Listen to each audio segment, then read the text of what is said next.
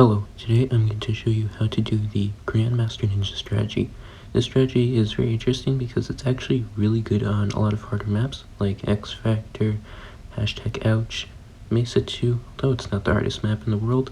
And this is because this strategy uses the Grandmaster Ninja with Seeking Shurikens, which really makes it strong on these maps with multiple lanes, as the Seeking Shurikens can seek to another Bloon on a different lane and use all of its pures. So to start off, I'm just going to do a dart start into snipers on an easier map. You can definitely do this. You might be able to start with ninja or just the 3 darts. You won't need to get the sniper.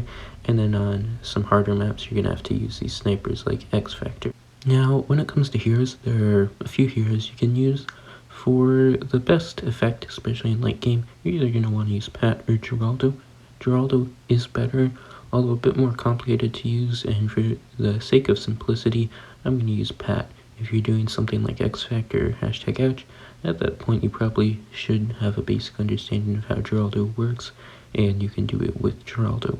But a bit of an easier one is Pat Fusty, because all you have to do is hit the level 3 Rally Roar button to buff up the Grandmaster Ninja, and that will get you the easy win.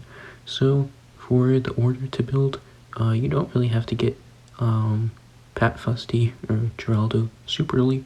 For Geraldo, it would be nice to get him a little bit earlier, but Pat Fusty, as long as you get him before 30, it's going to be fine. So we're going to get that, and I'm going to get the Ninja to 202. Caltrops is good, you should get it. And then after that, I'm going to get the Sniper to 100, so we can pop the leads on 28.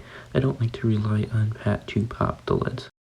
This will allow us to get a Bloon Jutsu, and then after that, I'll get the Alchemist 420, and I'm going to have him priority buffed on the Ninja.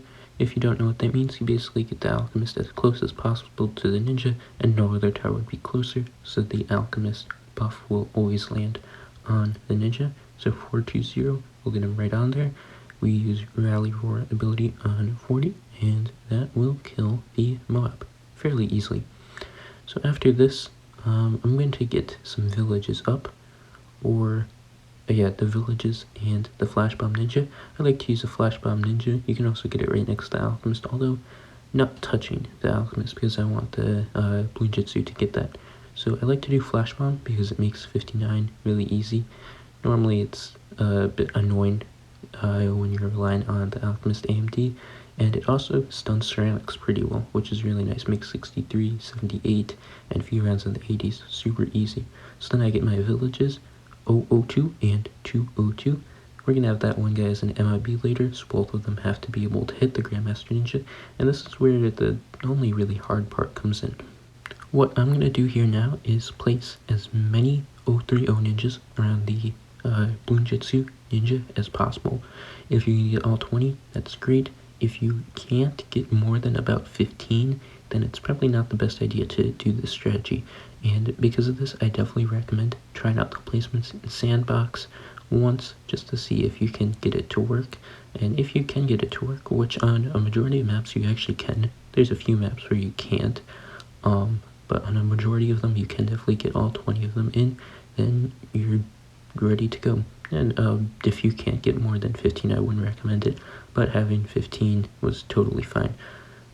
So I'm just going to try to get them all in. On this one, I think I got 17 in. This is a bit of a harder map to place them. On a lot of maps, like especially something like Skates, or an easier map where there's tons of space, you can easily get all 20 in, but on this map, it was a bit tougher. Also, a cool trick is that you can get 130. That will increase the range, so you can put them a little bit farther. As you can see, some of them kind of out more on the sides have 130, like this one for example, so I can get the buff on there. And then you kind of want to use your simple judgment to see if the buff will land. The target to buff the land, for the buff to land, is the feet of the Bloon Jutsu, so it's not the hat, it's the feet, where the feet is, and there's a single point where it will work and not work. It's also important to note that there's a trick when to see if the buff landed. You want to constantly go back and forth on the ninja to see how many buffs you have, and then when you buy the next Shinobi, if it increased by 1, then that buff landed. If one or two of them don't land, it's not the end of the world. Losing out on a few $1,000s is not the biggest game changer with this strategy. So I'm just getting them all in, and it's working pretty well. Third discount village isn't necessary, but in this case I am getting it because the other villages don't really get all of them. So I'm going to get that, and it's going to be used later on. So if you can get all of them around there with the 2 villages covering at least most of them, that should be fine. And you should get at least 15 of these ninjas around, and it's good to go.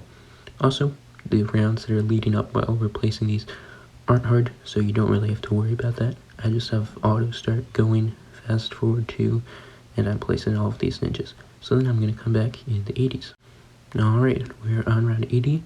The CMG is taking a very long time, but when it comes here, I'm going to pat hug this to delete the layer, and there we go. After that, round 97 is the only round we're going to use pat hug. You don't really want to use it anywhere else. So here are the 80s, and these rounds can look pretty close, but when you use pat roar, kind of towards the middle of it, everything gets cleaned up very well, and you get it up for the next round. So here I got the Grandmaster Ninja on 82, but to show that you can go a bit further, especially if you missed some Shinobis or got all 20 of them, you might go up to like 84, so I'm going to do that. If you don't have Grandmaster Ninja by round 85, you are doing something wrong, and that's an issue. But there's a lot of leeway to get it. I had I think like $15,000 left over, so we can see that we just have tons of money. There's 85. Let's get the Grandmaster Ninja. Let's also get this MIB. Should land. There we go. And then we can get some basic support, like a Moab Glue, 023. I also got a Sabo Ninja for DDTs.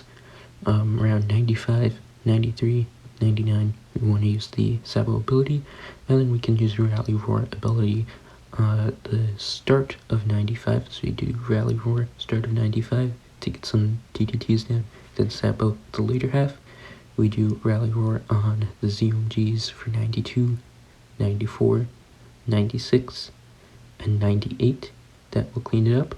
I'm also going to get Overclock ability here.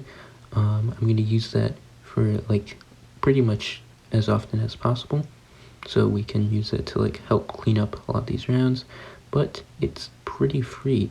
Late game with the strategy really isn't much of an issue. There's one round that you kind of have to keep in mind of, and you have to have some money left over for it, which is 100. So usually on that I'd recommend a Spike Storm, but because of this map, Spike Storm isn't super good, and I can't really get it in range of Pat. So what I'm going to do is I'm going to get a Embrittlement and spam overdrives around it. In this case, I could actually get a tax around it, so I went with that, but usually you won't have enough money, so you would get a few overdrives around that Embrittlement, but you'll see that on 100. Also, like I said, we can use the Pat Hug on 97 to take out these fortified ZMGs, and then I'm going to Overclock, Roar, and watch round 98 just get melted. It's pretty awesome. It's very, very powerful, and this is not even with all the buffs. So I've got like $30,000 left over. Let's get something to beat up round 100, because this isn't the greatest thing at killing round 100. So I get the Embrittlement Overdrive, and I realize I have enough money to just get Taxon, so I get that. That's going to do about 8,000 damage. Very nice. Actually, no, more than that, like 11,000, and the rest can just clean up. So that is the Grandmaster Ninja strategy.